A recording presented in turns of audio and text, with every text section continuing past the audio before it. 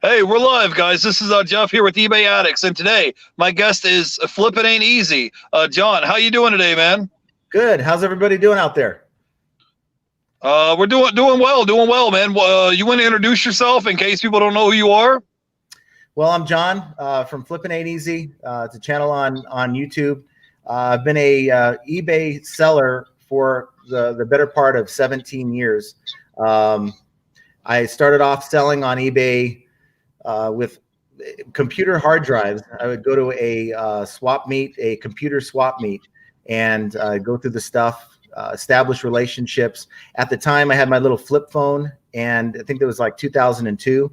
And I'd go in. eBay had an app that it wasn't an app, but you can go onto eBay and type in their search and get just a rough idea of what that particular item was selling for.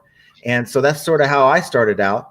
And sort of because I was working a full-time job, I didn't have the time to really invest that I wanted to. I had a friend helping me with it, but it's one of those things where you get burnt out, you stop doing it for a while, pick it up a few years later. I sold some Harley Davidson pool tables at $10,000 a pop on this particular account, and that went pretty well.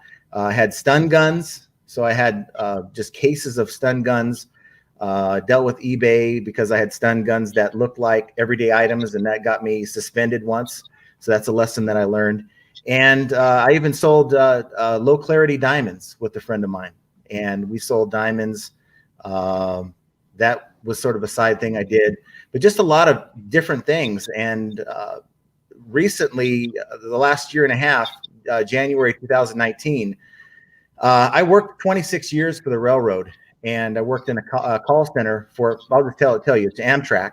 And I was a supervisor for the last 10 in that call center. And we received notice 2 months prior that they're shutting the office down. And so my wife worked there, I worked there. And so I had a choice to move back to Philadelphia, back east where they had their current call center, or take a severance package. And my dad was out here. My kids are out here, grandkids. And so I decided, you know what? I'm going to take the severance package. And I knew exactly what I was going to do. At the time, I was actually messing around with drop shipping on eBay while I was working. And I said, you know what? I'm not dealing with the drop shipping. I'm going to start buying actual product and watch people on YouTube. Got an idea of how they were making it work, and made a lot of mistakes when I started, but I seem to have learned from a lot of those mistakes and doing a lot better than when I started. Awesome. So you said you've been on eBay 17 years. So you've been kind of working part-time and then working your way up to doing full-time, or how has it been? It was more to supplement my income, making decent money, but it was either that or, sit back and play video games. And, I as a young adult, decided that I wanted to earn a little bit of side spending money. And that's kind of how it started out. Awesome. And so how long have you been on YouTube now? YouTube since the beginning of the year. At last year, at the end of the year, I said, you know what, I'm going to give this a try. I joke with some fellow employees at Amtrak that, if I leave Amtrak, I'm going to start up an account, and I was going to name it Flippin Ain't Easy. And they kind of laughed at me, but I decided, you know what? Yeah. I watch a lot of YouTubers out there, and I feel like I, have experience that I can contribute. There's a lot of great YouTubers that give a lot of good content. And, the whole idea was for me to supplement that content. And that's my goal, is to try to help people. I've had a lot of mistakes. I've had a lot of problems this year with my account, and, just some of the mistakes that you make, as a human. And I, decided that's the purpose of that eBay channel. YouTube channel. And so far, so good. Awesome. Yeah, I saw your channel. I really enjoyed it. I'm a subscriber to your channel, and I think you just hit 3,000 subscribers yesterday or today. So, it looks like you're doing well at it so far. So, how long have you lived? You live in Vegas. How long have you lived there now? Well, a little over a year. So when we left the company last January, we were in California, and it's not a great place to open a business, not a great place to operate a business. And so we decided, Las Vegas. We enjoy the location out here. We used to come out to Las Vegas and spend a week at a time. And so we moved out here. A friend of ours also moved out here the same week, and we just sort of made it our home. Yeah, awesome. I was going to say, I think Nevada is a no state tax as well, right? No state income tax, correct? Yeah, it's similar to Florida. I was doing the math in my head. I was like, I wonder if it had something to do with it. The weather's nice. Cost of living's probably lower there in Vegas than it is in California, right? Just a little bit. Gas prices are a little bit lower. Some things are a little bit lower, but yeah, generally like housing and stuff like that, right? So, yeah. So when you got your severance package, is she supportive of your reselling, or is she just kind of like, you just knew that out of the garage and I got the rest of the house? Like, how does that work? She helps me. She's right there with me. We had recently moved into a different house in a much better part of Las Vegas, Centennial Hills. And the house we picked out was set up in such a way that it would allow me to have my desk right when you walk in the front room, and her desk is right there next to mine. And we get up in the morning, get the residual shipping that we didn't do the night before, get that done, and then we just go to work on photos. We do the photos in the garage. We have a little photo booth. We do the photos. We do the testing of the items because we deal with a lot of electronics, and we do our listing, and that's sort of how we do it. All right, guys. Hey, we're live with Flippin Ain't Easy. I'm going to catch some of the questions in the chat. Harry asked a question. He says, what is your favorite things to sell on eBay? Well, electronics. And, I deal with liquidation. So it's like I have about 80 boxes in my garage right now, 80 or 90 boxes of liquidation, and it's all sealed. I have no idea what's inside there. And like the other day, I opened up some of them. I found a expensive router, a Netgear, a Nighthawk X10 router in there. And that's exciting to me. Sometimes I like to keep the items. I'm a gadget freak. And if it's something that I can use that maybe I didn't want to pay for, I found an expensive golf. I like to play golf as well. I found an expensive golf rangefinder in there, about a $500 one. I would never have bought myself. And I kept it. That's the beautiful thing about reselling. Even if you go to a yard sale, you can pick up things for $2 to $3, not to resell, but something that you've always wanted for yourself. And that's sort of the fun. It's like buying a lottery ticket when you deal with liquidation. You never know what you're going to get or the condition you're going to get it in. Awesome. Jenna asked, she said, what's the hardest part of flipping? Working with my wife. And well, I'll tell you why, because that question came from my wife. And so she's in the chat. I can tell she has the same last name as you, so I figured as much. No, the hardest part of flipping is to me, it's the returns, because as a reseller, I do everything I can to make sure the item is in a good condition. I make sure that I test the item to make sure that it's, everything that it's supposed to be. And when you get a return for whatever reason, whether they just change their mind or if there's a problem with the item, it sort of deflates you, and the more the expensive the item it is, it's just a downer. If you have a $500 item and you have a $500 day and here comes that return, it's like, now I've got a zero that I'm looking at. It's the net zero. And of course, I know that whenever I'm dealing with a return, there's that chance of dealing with that customer who's not honest. And, it's a potential chance that I have to deal with eBay. And I really don't want to spend hours on the phone dealing with eBay. And I've done that a lot over the last year and a half. Yeah, awesome. So I watched your video the other day. You said you have 3 eBay stores. Can you tell me what the strategy is behind that? Well, really, last year I bought a large liquidation pallet of sporting goods. It was unmanifested, I guess, sporting goods. I think Big 5 had a lot of returns. And we received it, and we had MMA gear, we had clothing, Nike, Adidas, all that stuff. And I thought, you know what? We can maybe make a niche store. We had thousands of items. So I made a store with that theme, a sporting theme. My other store my main store is where I list most of my electronics. And my third store is anything I have that's pretty much parts or repair, or really that I want to auction, that I think I'll get better sales or looks at when I put it on auction, I'll put it on that store. Now, we're moving a lot of the stuff, any of you watch my videos on my channel, moving a lot of my items, and we're listing a lot of new items. I have my wife working on that account. And so if the idea is so I can compare both stores to see if my impressions and my page views are different between both stores, because my main store have had some issues. And so we're still playing it by ear. I probably know by this weekend how we're going to do it. But for the most part, that third store has been more just for auctions and parts or repair items. Awesome. So what's your plan for ramping up for Q4? Do you have a plan or a strategy? Are you going to try to list more items, or is there a certain niche that you're looking at? Like, what's your plan going into Q4? Because we're actually in Q4 right now, believe it or not. We are in Q4. Q4, probably won't really ramp up until the last part of October. You look around the forums, there's a lot of people that are having problems with just making sales. It's pretty slow right now on eBay. It's never too late to source for Q4, but the earlier you can get it done.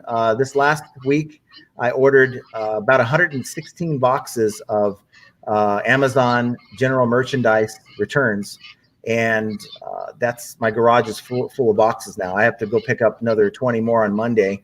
It's about 1,000 items in addition to about the 1,000 items I have in my garage right now. So we're just gonna, every day, 6 days a week, we always take a day off at least. We're going to be listing as much as we can from the time we get up to the time we go to bed. Yeah, I'm with you. I've been cranking up my listings. I think yesterday I listed 100 items. The day before that, I listed 200 items. So, even if it's not a high dollar item, let's say it's a $10 item, right, times 100. Now you listed $1,000 worth of merchandise by the end of the day.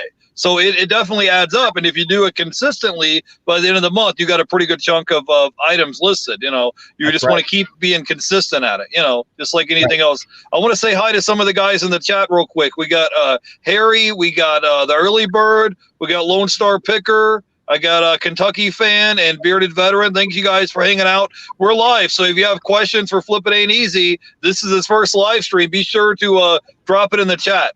So now, if you don't mind, I just wanted to ask you some questions about your liquidation. I'm not asking you to tell us where you get your liquidation from, but just like the strategy behind it. We were talking before the show started today, and you said that you try to get your stuff for 10 cents on the dollar. So let's say let's. Go ahead. I'll let you talk. Go ahead. Good. Well, basically, that's just a dream scenario. To get products 10 cents on a dollar, that's almost like going to a yard sale. That's not realistic. And so when you come across something, it's almost too good to be true. You kind of dip your feet into it to see, and you buy small, see how that product works out. And if it works out, you buy more. And that's kind of what happened here. This liquidation that we recently bought, 10 cents on the dollar, we crack it open, and we're talking the advertised MSRP on this was, I think it was $6,000. I'm into it for a little over 600. And you crack it open and you find a $500 item, and you find another $300 item in addition to the other 80 items that are in those boxes. It's like, hey, wait, I need to stop what I'm doing and go buy as much of this stuff as I can. And that's kind of what we did. And it's just a no-brainer. Had I not stumbled across this, who knows? It's hard to say what I would have done. I would probably have continued along the path that I have been over the last few months. And that's just getting the best offer I can. But with electronics, a lot of the manifested stuff goes for 20% or 20 cents on the dollar, 20% of MSRP. And you can still make money that way, but it's just, I don't think it's as good. If you can get 10%, you don't have to have electronics. Not all the stuff that I'm getting is electronics. You got health and beauty. You have just anything that they sell on Amazon, it's in those boxes. Awesome. So when you're opening up these boxes, you don't have a clue what's in it. You're just kind of, you figure it out as you go, right? When you open up these boxes of merchandise, and so you have like a junk pile, like you throw some of this stuff out, and then you got to test it, and then you got to box it up, and then list it, right? So how do you go once you open up these pallets of merchandise? Like what is the next step that involved in that? Well, after my wife takes what she wants out of it, we go in and we clean it. Well, we test it first. You should always test your item before you start cleaning it, because you find out the hard way. You clean up an item really good and you plug it in, it's just dead. So you test your items, make sure that they work as they're supposed to, clean it up. I know it's an extra step you have to take, but it's all about perception with sales. So if your customer sees that item in nice condition, nice and clean, maybe they do discover a glitch or something's not right, they're going to be less likely to open a return than if you just send them one that's all dirty. That's going to be the first thing they see. It's going to be the first negative in their mind. So I find that is a good formula. You want to test it, clean it, take good photos, different angles with the packaging, with the device on, so that they see it work. And you do that in a batch, and you just upload your photos, and you get to work. Awesome. So you haven't had like an increased amount of returns when you're dealing with these Amazon customer returns? Have you had returns selling stuff on eBay is what I'm asking? Oh yeah. Has everything been good? I think I'm at about 5.5%, which is pretty high. But it's funny. And eBay doesn't do anything to help us sellers when it comes to these rates. When you get a return that's not as described and they send back a different item than what you sent them, or in a different condition, it's still a ding against your metrics, your return metrics. And I get some of those, but ultimately, it's just part of the game. It's part of the game. Yeah, I had one, I don't know, a couple weeks ago, and I sent out, it was a DVD that I sold, and when I shipped it out, it was brand new in the shrink wrap, and I shipped it to the customer, and they said the item was defective. And I'm like, wait a minute, I shipped you a brand new item, it's new in the shrink wrap, how in the heck was it defective? So I was just like, okay, whatever, I'm not going to argue with you. They went ahead and I accepted the return. I got it back, and the item, it was the same item that I shipped them, but it wasn't new in the shrink wrap anymore. So they tried to ding my account, saying that the item was defective. There was nothing wrong with it. It was new in the shrink wrap. They just watched the movie and wanted to return it. I'm like, I'm not Blockbuster. I'm not Hollywood Video. I would rather you just kept the item, because I got like 50 cents tied up in it. I would rather you just kept it, as opposed to me having to pay for the return shipping just because you wanted to watch a movie and to send it back to me. I'm going to catch up with some questions in the chat. Lone Star says, hey, Ebayaddicts, question. Using multiple accounts to review details, but wonder, how do you balance 3 eBay stores? Why not just use categorical and pay up for larger store benefits? Can you talk a little bit about having multiple different eBay accounts? Well, if you're dealing with different niches, like the sporting goods, the clothing, and things like that in one store, you're more likely to have a customer that is going to shop for multiple items if they're looking for a certain kind of item. So that's the reason for that. But I like to kind of separate the different niches for the type of item that I'm selling. That's sort of the reason behind that. And, you just check everyone, like, get up in the morning, you check that account, you go on to the next account, check everything, make sure you deal with everything in your overview, and just make sure all your accounts are cleared up. And we've added Amazon FBM as well. So you have that as well that you have to deal with. Yeah, I have 2 eBay accounts, and my plan is I want to have like a branding, like I want my account to be branded, and just say, okay, so when that customer buys something from me, let's say they bought, I don't know, a DVD from me, okay? Well, the next week they can come back and buy more DVDs from me, because when that person, it's almost like when someone pulls up and they see Toys R Us, they think in their brain, oh yeah, Toys R Us, they sell toys, right? Then they're going to come back and be a repeat customer. So that's kind of my idea. And, it's like $20 a month. So I'd rather pay the $20 a month, have my account filled, because if you get items that are in that select category, like for me, DVDs, Blu-rays, video games, that's in the select category. I can list up to 10,000 items in that select category and pay 0 insertion fees. So I'd rather just pay the $20. I'm going to try to max out my 10,000 listings, and I'm going to try to build a brand. So whenever the customers buy something from you, wouldn't it be nice if every week on Friday on the dot, that customer comes back and buys something out of your eBay store every Friday or Saturday or Sunday? They're like a repeat customer because you built up a brand on eBay. I know you guys think eBay is just eBay, but when you build up a brand on eBay and you can get repeat customers, it's totally worth the extra $20 a month. Right. Jenna says our Q4 has our garage throwing up boxes. So Yep. how has your storage system been working for you guys? Like, how has it been? You know, go ahead. Well, I have a separate room that's off to the side of this one here.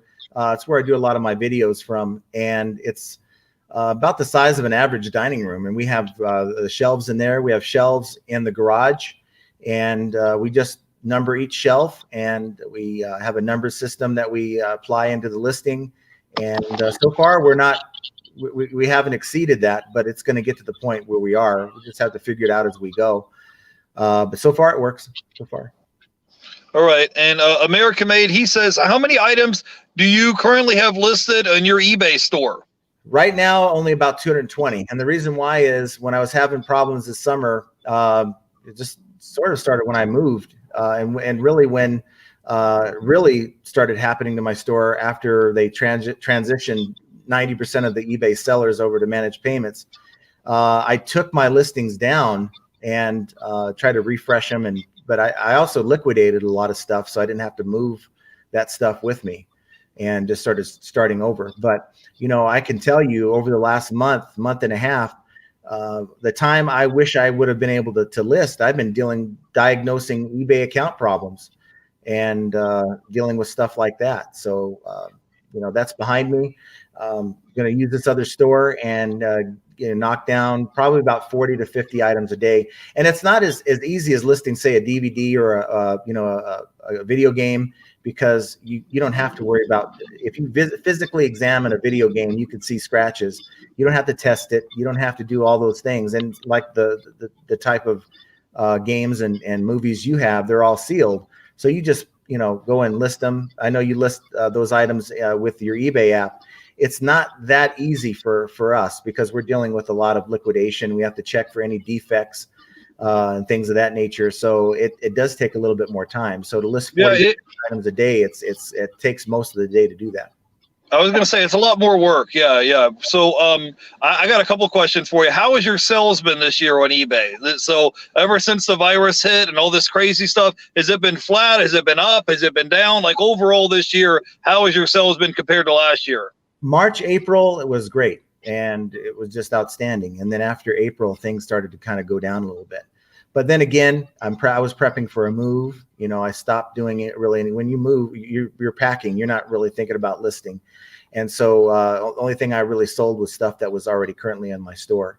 So, you know, there's about a month before and a month after you move where you don't really have a whole lot of time because you're transitioning to move and you're getting unpacked when you finally move in. So, you know, that's part of it. But I noticed as the summer went on, and the summers are like that on eBay, you know, you're going to get a lot of slow sales, and that's historical. But with this, I think you're dealing with a lot of people who have financial problems right now. And I think that's showing right now. Things should be, most sellers should be doing better right now than they were a month ago. And I'm not seeing that in a lot of the community forums and stuff. Well, there's a lot of people laid off right now and lost their jobs, and they don't have any more of those $1,200 stimulus checks to bail themselves out right now. So that's just kind of the way it is. But I think after Halloween and going into November, December, I think some of these sales are going to start picking back up. You mentioned that you're selling on Amazon. Can you talk a little bit about how your Amazon sales have been? And because I'm not on Amazon currently, and if someone was interested in getting started on Amazon, can you speak to that a little bit? Well, with Amazon, it's funny. I did some drop shipping back in 2018, and I was doing a little bit of Amazon to eBay, that kind of thing. And that's where I got my seller's account started. And then when I stopped doing it, basically nothing was happening with Amazon up until about the last month. And I decided, let's just cross list. I think InkFrog has, and there's other listers out there that give you the ability to sort of manage your inventory between eBay and Amazon. So if it sells on Amazon, it takes your inventory down to zero on eBay and that type of thing. The problem with Amazon is if you have a really name brand item, you're going to be what is called gated, meaning that you have to provide some type of agreement with the manufacturer or invoice from a distributor in order to sell that item. And of course, with liquidation, you don't have that. So it's the second and third tier brands I'm able to list. And even then, they don't let you sell that in new condition. If I have something that's new, I have to sell it as as collectible or used in very good condition. But I find that I can make a little bit more money on Amazon for this as compared to the same item on eBay.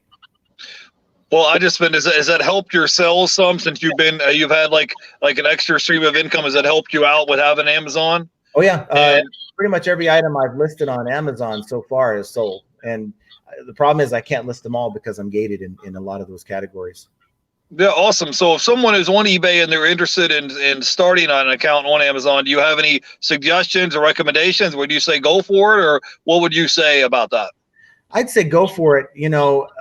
Don't start up a actual Amazon seller's account where you pay the $39.99 a month until you have over 40 items that you can list.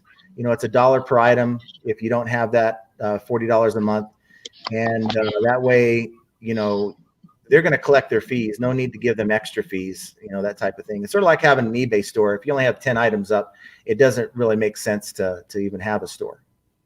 Yeah, the thing is they changed the metrics, and now you can list up to, I think it's 200 items for free without having an eBay store. Yeah. They changed it recently. So it's kind of like if someone's a small seller and they have less than 200 items, they don't have an incentive to open up an eBay store.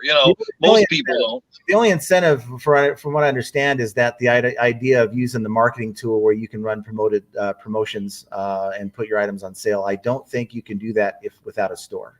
Well, I'm just saying, if someone's just getting started or a small seller and they're getting 200 free listings, it's just for them, just to get their feet wet. It's been, instead of having to pay, an extra store fee on top of it every month. Right. So I wanted to get in a little bit about, if you were talking about your liquidation merchandise, can you talk a little bit about that? If someone is maybe going to garage sales and thrift stores and they were interested in getting into liquidation, can you speak to that a little bit about how they can go about looking for merchandise, what they should look for, what type of ROI? Because let's say you were talking about maybe getting items for 10 cents on the dollar, right? So you still, that's a gross number. That's before they take out your eBay fees, your PayPal fees, cost of goods, all that, right? So can you talk a little bit about how that's been going for you this year, and if someone wanted to get started, how they can learn more about it? Go ahead.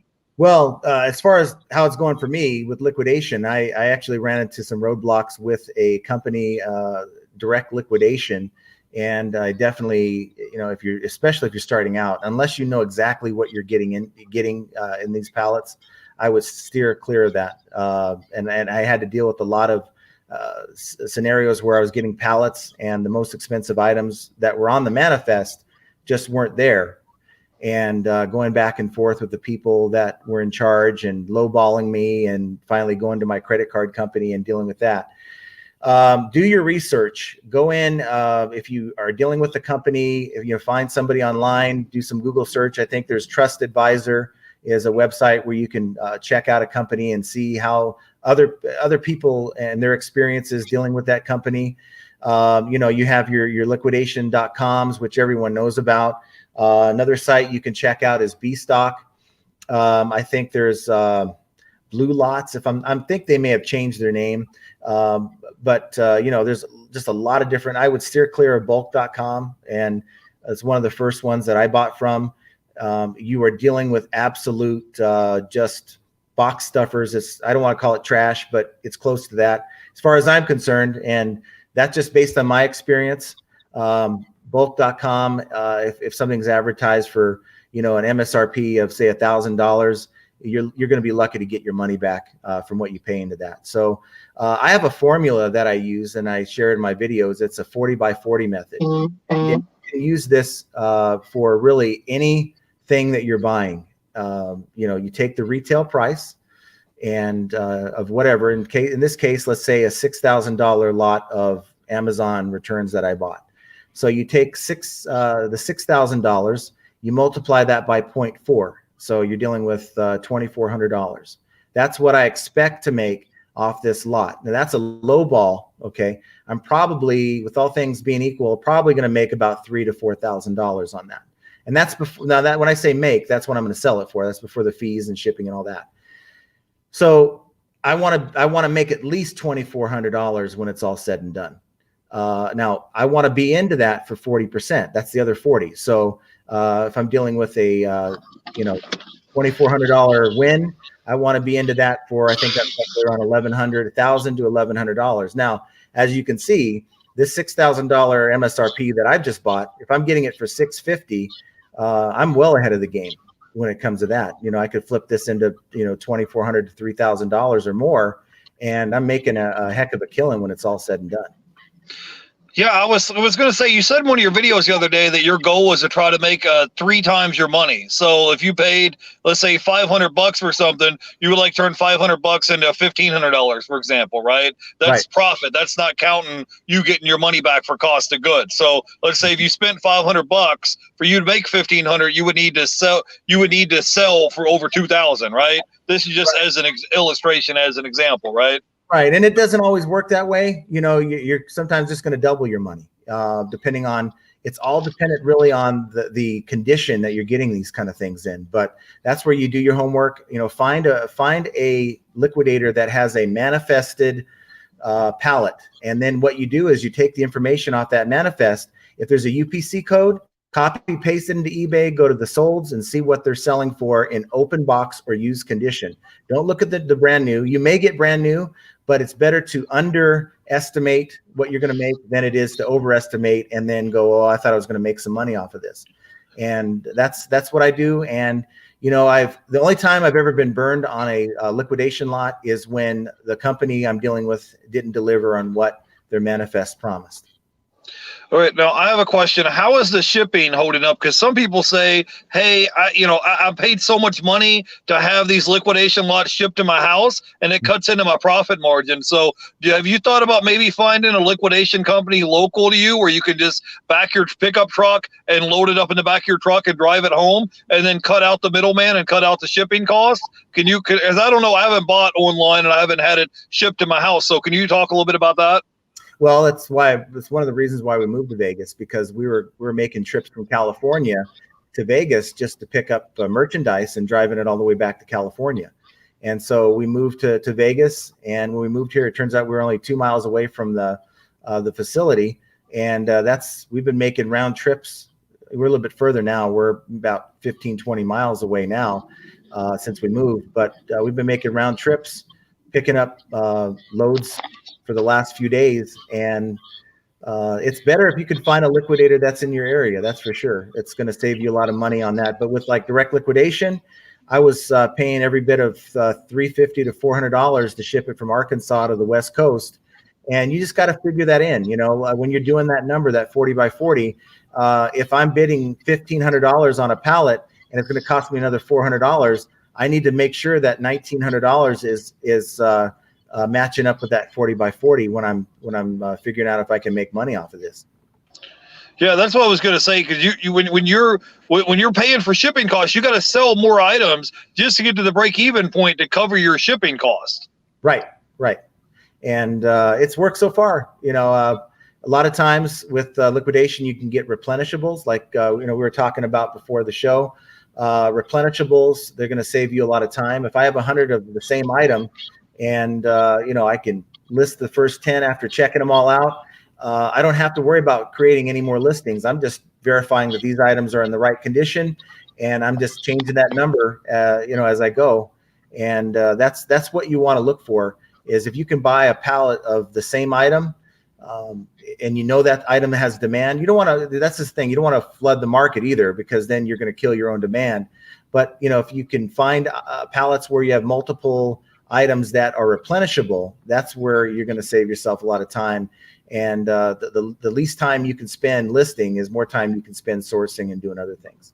Yeah, I was going to say, you can spend more time out at the beach, having dinner with your family, because you're not sitting here, you listing items all day. So yeah, I've actually been looking to transition and to get into more replenishable items. We were talking about before the show today, that's what I've been kind of doing my homework, because I'm thinking, like, if you just can figure it out and you can just make one listing and just put maybe quantity of 10 in there, and then whenever they sell out, you just put quantity of 10 in again. So instead of spending 2, 3, 4 hours a day riding around the city, going to yard sales and go looking for merchandise, you can just type it in. Okay, I sold 5 of this particular item, and you just go grab, ship out the items that's sold, and you just have a replenishable item. That would be, the dream, right? That'd be nice. if you didn't have to spend. Because think about it, if it's pouring down rain or it's 100 degrees outside, you still got to go find merchandise. So you're going to thrift stores or Goodwills or pawn shops, waiting in line to check out, fighting traffic, spending gas money to get five or 10 items that day, to list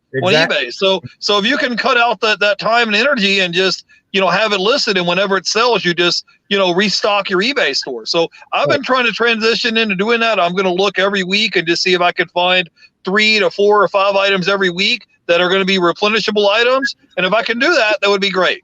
And so it's important, if push came to shove and I couldn't get liquidation, I'd be a lot like a lot of you out there that go to yard sales. But really, if we have a weekend, in our case, we don't really do a whole lot on Saturday and Sunday. That's our time to do the things we enjoy and take a break. If you're not taking that time away every so often, you're going to get burnt out, especially with Q4. Now, I'm planning on working 6 days a week in Q4, but I still have things that I do, in the evenings, just to kind of keep myself focused and give myself something to look forward to. I enjoy what I do, but most of us really, if we could do something else and make money at it, I'm sure we would be doing that. So always give yourself some kind of a break from doing the eBay. Otherwise, you're going to go crazy and you're not going to be motivated. So, John, what is your goals for next year, for 2021, with your YouTube channel and your eBay store? Because I was looking at your YouTube channel, and you already hit 3,000 subscribers. I think you could probably hit 10,000 by next year. Because I saw your thumbnails, I saw how much traffic you've been getting going to your YouTube channel, and I think you could probably realistically hit 10,000 next year, maybe by next summer. Have you thought about that? Have you have any goals for your reselling and your YouTube channel? Honestly, when I first started the YouTube, I had 3 subscribers, and I told my daughter that, hey, this isn't really going to go anywhere. A month later into it, I had maybe 20 or 30 people, and it's just like, I'll keep doing it, and then the first person came on and said, hey, you helped me out. And that sort of kept me going. When I worked in the corporate world, one of my jobs was to help, find the policy for this particular thing and help someone get through whatever they're dealing with. And so that's sort of what I do here. I mean, if I can help one person out, not make the mistake that I just made, or do something to where they can not lose money on an item, then that's the whole goal here. And whether it's, if I never get another subscriber, I'm at 3,000, or, get to 10,000, the goal is to help people. And I'm just kind of happy to do it. It's kind of fun. It gives me something to look forward to. I didn't know how I'd like it, and I enjoy it. Yeah, so far it looks like you're having fun, and I enjoy watching your videos. I'm one of your subscribers, and it's some of the stuff you talk about, like having impressions on a page and click-through rate and stuff like that. It's like if you're not an eBay seller, you wouldn't have a clue of what we're talking about. Like, they would just be like, yeah. And it's amazing that there's 3,000, at least with 3,000 subscribers that I have to my channel. It's amazing that 3,000 people care for what I have to say about eBay, and B, really tune into the same kind of stuff. I thought myself as a seller, I was sort of the minority. Only a few people watch this stuff, unless you're Rally Roots or Daily Refinement, that type of thing. Nobody's going to want to watch you because that stuff's already out there. But I'm surprised so far. Yeah. I'm an eBay nerd here, so that's the kind of stuff I tune in to listen to it. But yeah. What is your plans as far as ramping up with your eBay and your reselling business? Because are you going to dig in? Are you going to reinvest your money into buying more liquidation lots, or what is your goal? Well, we always do. We always reinvest as we go. We maintain so much out in the garage. Like when I get through half this stuff, I'm going to be looking to buy more. My goal is to really at some point branch out to where I was talking to my wife about trying to get some employees, to do some of the things that, like shipping. As you grow, you have to do shipping, and if I'm busy spending time shipping, then I can't spend the time sourcing and listing like I'd like to, and of course accounting and all the things that go with it. So really for me, it's just branching out and maybe have a dedicated location where we store the goods, and have a dedicated employee that comes into work 4 or 5 hours a day, and helps us grow the business.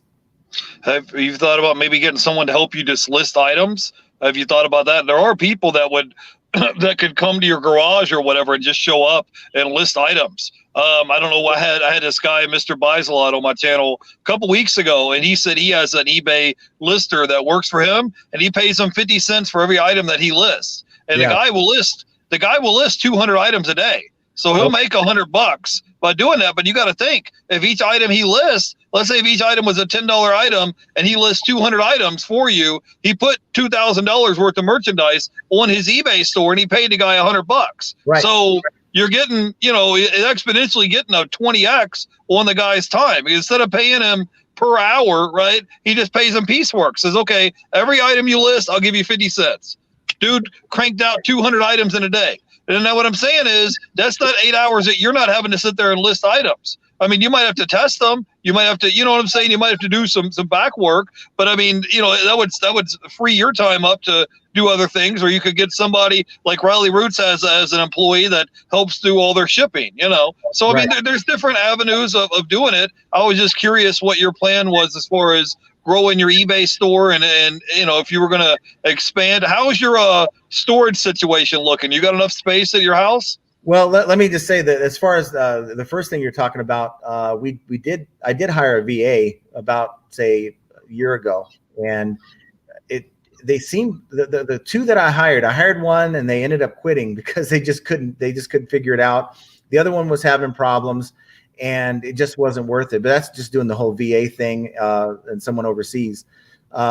Really, I didn't think about branching out beyond that, but it's definitely something that I plan on looking into next year. As far as like the inventory system, again, we have shelving and we have locations, different tubs and things like that we have marked, and so we put it within like the listing so we can find where exactly to go once we sell it.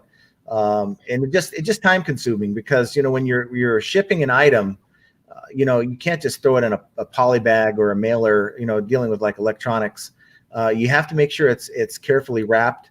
It doesn't break. I sell CDs and DVDs as well, and you just wrap that thing in a little bubble wrap and put it in the poly bag, and it takes you maybe a minute or two to do that. With some of these larger items you're dealing with, it takes a lot of your time. And if I could get that time back, I can grow my store a lot larger than I currently have it or want to have it. And that's sort of a goal for us to do moving on. Yeah, I was going to say, I try to fit a lot of my items fit in this little 6x9 padded envelope. So if I can get items that are, let's say, like I'll go buy a VHS tapes for 50 cents a piece. If I find them new in the shrink wrap somewhere, I grab them. If I can get DVDs or Blu-rays, or like right now I'm right in front of a Dollar Tree, they have video games in here new in the shrink wrap for $1. So if you can get items that's brand new in the shrink wrap, all you got to do is scan the barcode. You can crank them out. Like I said, if I list 100 items a day, times 30 days, at the end of the month, I should have 3,000 items listed.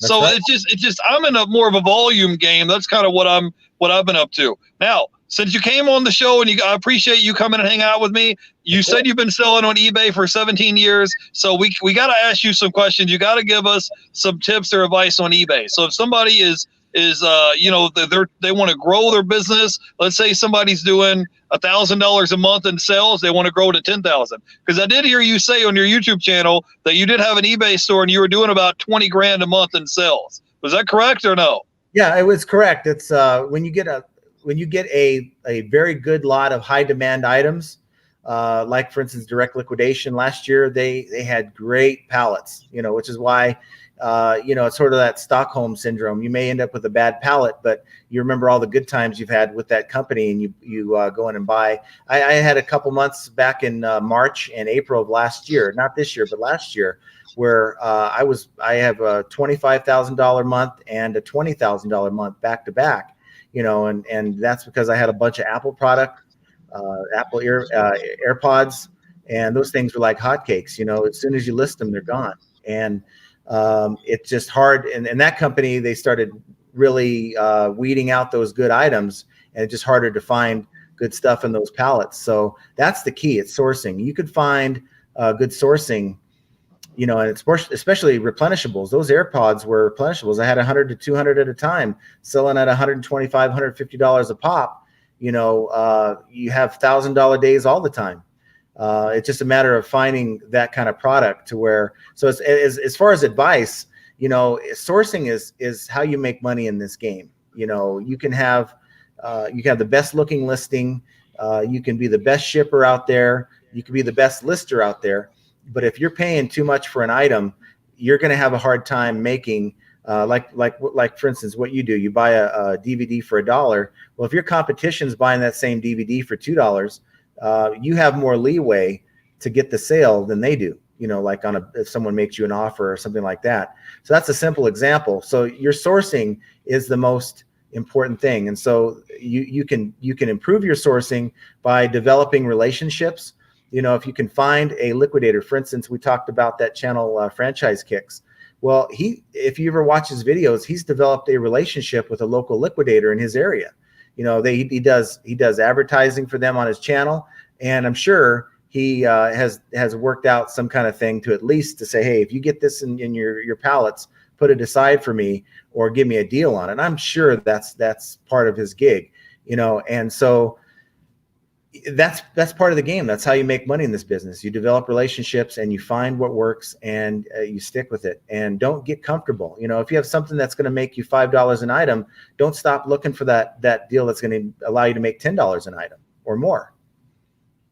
Right. So, but let's say if somebody's right now, they're at like $2,000 a month in gross sales on eBay, and they want to get to 10 or 20 grand a month in sales. Like, what would they need to list more items? Yep. Like, I feel like you either need to sell more items or you need to sell items at a higher dollar value. It's got to be one of the two, right? Right. You feed the beast. eBay is designed to where you don't want to go and list 100 items one day and then take 6 days off and go list another 100. The way Cassini, I believe it's called, the algorithm is designed is, you know, you want to do daily activity with your account, and that helps you in your search rank. But you know, if you go on and take time and just look at the items that you're selling and look at other sellers and see what that item sold for, click on their accounts, see what they're doing. You know, it's always good to emulate success. You see a lot of sellers with 100,000 feedback, and you go in and see what they're doing. Now I'm sure they have a large staff of people that's helping them out, but it sort of gives me motivation. And even with the slow sales, that, you know, hey, they have 14,000, 15,000 items in their store. And while I don't have anything near that, you know, that's how they're doing it. Even when it's slow right now, they're just listing every day. And if you think about it, if you have 100 items in your store and they're selling 1 or 2 a day, if you have 1,000, multiply that by 10. You're going to have 10 to 20 a day. And I think that would make more difference to somebody to sell 10 to 20 items a day than it would be 1 or 2. And that's because that other person sold or listed more items. Yeah, it's listed more items, but it's also reinvesting capital back into buying more merchandise. That's right. That's the thing. I think sometimes people they can make some money and then they're like, hey, I need to go on a vacation. You know, and I'm just like, no, you don't need to go to Disney World. You don't need a new pair of shoes. Yeah. You don't need a new pair of Jordans. You don't need the new iPhone or something. You know, just you got to be able to reinvest your money back into the business. Because I feel like that's one of the big roadblocks that catch people, because they think, oh man, I'm finally making money. Then they forget about, okay, well, now my sales are taking a nosedive because I don't have any items on the shelf in my store to sell because I didn't reinvest to buy more merchandise. That's right. My big thing. Here's the easy way to do that. It's money management. But what you do is you get a dedicated credit card, you know, maybe $2,000-$3,000. This is if you're first starting out, and use that card just for sourcing. Whether you're buying, you're going to Dollar Tree or Walmart and buying items, use that card and source with that. And as you make your money, you want to pay back that card. So the goal is to keep that card at a zero balance. And that way, you know, that's your sourcing is in that card. If you have a zero balance, that means the rest of that money is whatever you want it to be. Now you can then choose to, you know, increase that balance, maybe get another card, run 2 cards, that type of thing as you expand. But I would never advocate you running up debt. I mean, I'm talking about a dedicated card that you pay back every month to a zero balance, to where you don't have to have any interest or anything like that, because that basically comes off of your profit, but also find a card that's going to give you 1-2% or more cash back. Like the Apple card I use, only it's 1%, but I'm almost at $1,000 in cash back just through buying labels all the time. I go into Pirate Ship, I buy labels that way. I have it connected to my PayPal account, so when I buy labels through eBay, it hits that credit card, and I can get that 1% cash back. And so you're making, it doesn't seem like a lot, but you fast forward, 9 months to a year, and that just paid for your Christmas, that kind of thing. So little things like that you can do, and that'll definitely help you grow. But you can buy all the merchandise you want. If it's just stuck out in your garage and you're not listing it, it's just as good as not buying it. Yeah. So you need to list consistently. You need to reinvest your money, and you need to make connections and get a supplier. Like we're talking about, if you can get replenishable items, all you got to do is make a connection. It would be nice to just be able to have items show up at your front door, and you can just put quantity of 10 in, and boom, you're done. You got the rest of the day free. But right. But yeah, and that would be nice. But I mean, you also got to ship, and you got to take care of customer service and all that. So how did you get all the kinks ironed out on your eBay store? You doing better now? I think, I've been looking at the metrics with this account. It seems to be evening out as compared to the other store. We're still listing in that other store, and for now, I'm going to see how it goes through this weekend. But for now, I'm just going to kind of status quo with that store, grow the other store, and see what happens. It's funny. A lot of my viewers had a lot of good points to make about, the account that I was thinking about shutting down. We're talking about, it's a top-rated seller account.